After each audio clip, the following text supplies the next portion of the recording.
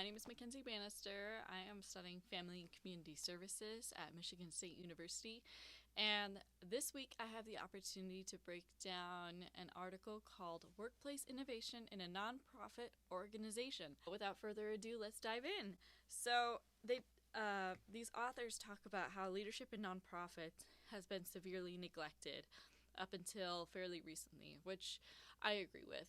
There's been a shift from leadership in organizations to focusing on leadership of organizations, which is a very healthy shift. This emphasizes management's role in forming the organizational culture.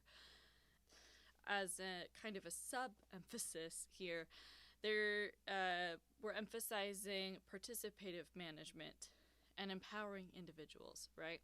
So this results in leadership that A, facilitates other people's performance, and B, is found at all levels of the organization. And so this new movement is very healthy, and we see it a lot in academia, but it has yet to really move from our ideals to our practice. Actual leadership continues to prioritize tenure and existing relationships over growth and establishing leadership throughout the organization. And this study was created with the intention of answering this question: what is the relationship among leadership, climate, and innovation in a nonprofit organization? So let's break those down, right? First, they talk about leadership and organizational climate. According to a previous study involving about 50 supermarket stores, they found that leadership style was positively associated with the climate and the financial performance of the stores. And for the sake of this article, leadership is broken down into two specific forms. There's transformational leadership and transactional leadership. Transformational leadership has 6 different facets. There's articulates vision, provides an appropriate role model, is intellectually stimulating, fosters acceptance of goals, provides individual support, and has high performance expectations. Transactional leadership includes contingent rewards and contingent punishment. We're going to go deeper into the perceived effects of those different transformational styles later. Next, we have leadership and innovation. And basically, if you were to connect leadership with innovation, the link that connects them could be defined as transformational leadership using vision-based motivational processes aimed at enhancing organizational creativity. And there's a great quote from the article that I would like to read to you. It says, "Among the factors that influence employees' creative behaviors and performance, leadership has been identified by many researchers as being one of the most, if not the most important. The transformational leadership style is especially important on the influence of innovation." And again, we're going to dive deeper into that later. The third thing the article talks about is organizational climate and innovation. So I would love for you to picture innovation as the tip of an iceberg. And in order to foster innovation, in order to have that innovation apparent, it needs to have creativity and support for creativity. And support for creativity is primarily provided by the leadership of the organization. And you have to have those two in order to provide the buoyancy to bring innovation to the surface. If you look at Figure 1, this model is presented in the article as a work by several different social scientists. So we see leadership and the several different facets of both transformational and transactional leadership informing both organizational climate and workplace innovation. Meanwhile, organizational climate informs workplace innovation. And we will talk more about the degree to which all of these transactions happen in the discussion portion. So now let's get to the research method. They sent out 200 questionnaires and they got 43 responses, so a 21.5% response rate.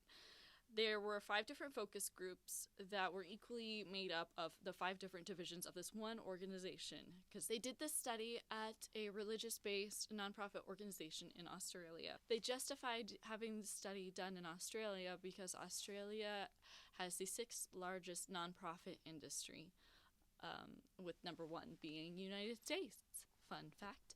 Anyway, 37% of the participants were aged 21 to 30, 38% were 51 to 60. I thought that was interesting. And 71% were female. And as far as the measures used, they used the Transformational Leadership Scale as well as the Transactional Leadership Scale.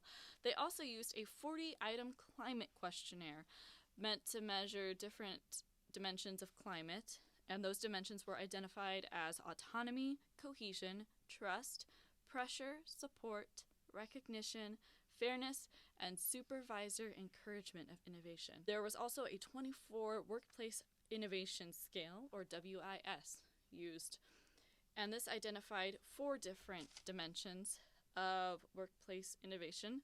One was organizational innovation.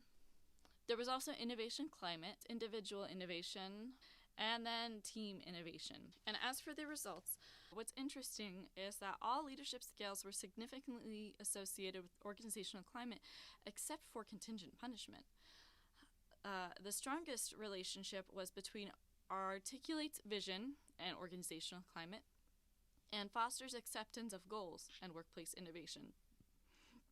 And all the organizational climate scales were significantly connected to workplace innovation except for autonomy. According to Table 4, we see that relationships were significant among all 3 variables of leadership, climate, and workplace innovation. So we see that the question that these researchers started with continued to inform this study. So you can see from these regression analyses, note that they were controlling for age, gender, education, and tenure within the organization here.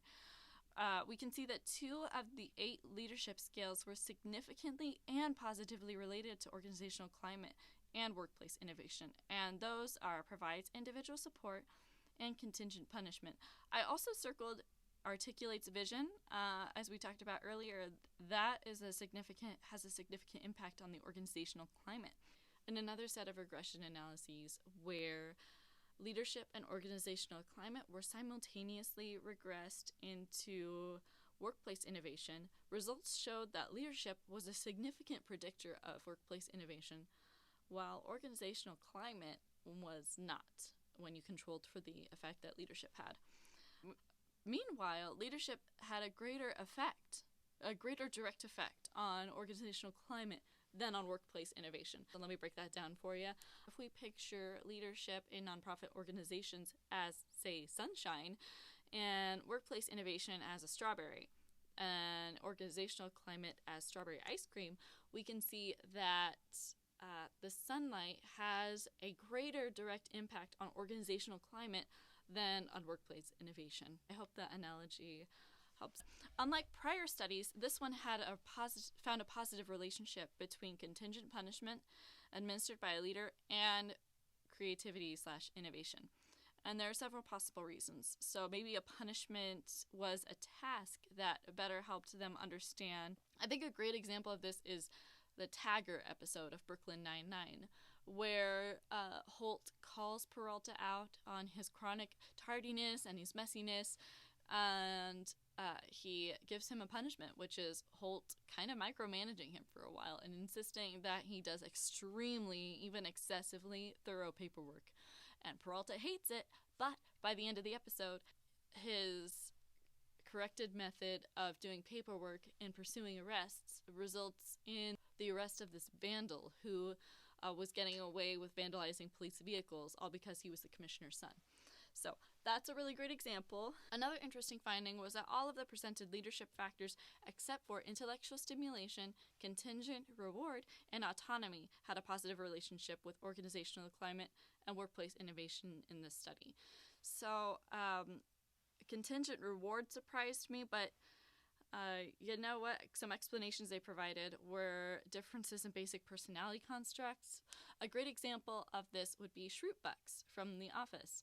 Dwight, when he's manager for a brief period of time, tries to implement Schrootbucks as an incentive in order to increase productivity and help the employees have more of a buy-in to the office, and it totally flops.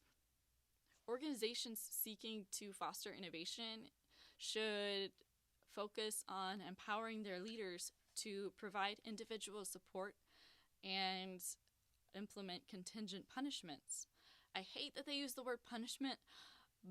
If they treat instances where employees fall short as a learning opportunity and implement a task that empowers the employee, I think that'll be a great move.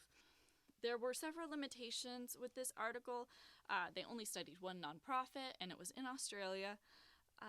And only 21.5% of the 400 questionnaires that they sent out got a response. So 43 for the sample size is pretty small, especially when you're trying to draw industry-wide conclusions. The use of a cross-sectional non-experimental design also limited causal inferences. However, if you read the article, they do still continue to make a lot of causal inferences. Anyway, to quote the article, a major finding is that leadership directly promotes workplace innovation and can foster a healthy climate, while a partial effect of organizational climate on workplace innovation, while holding leadership constant, was insignificant.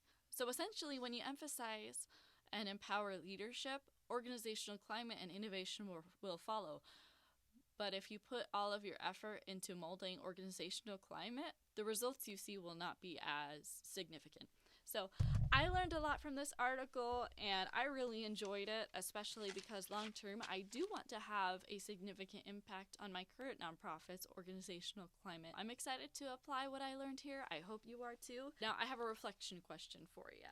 Can you think of a time in your workplace when leadership was trying to encourage innovation? Did their strategy align with what the study suggests? Was it different? Did they do something that the authors of the study could possibly learn from? Thank you so much for watching and hanging out with me. See ya.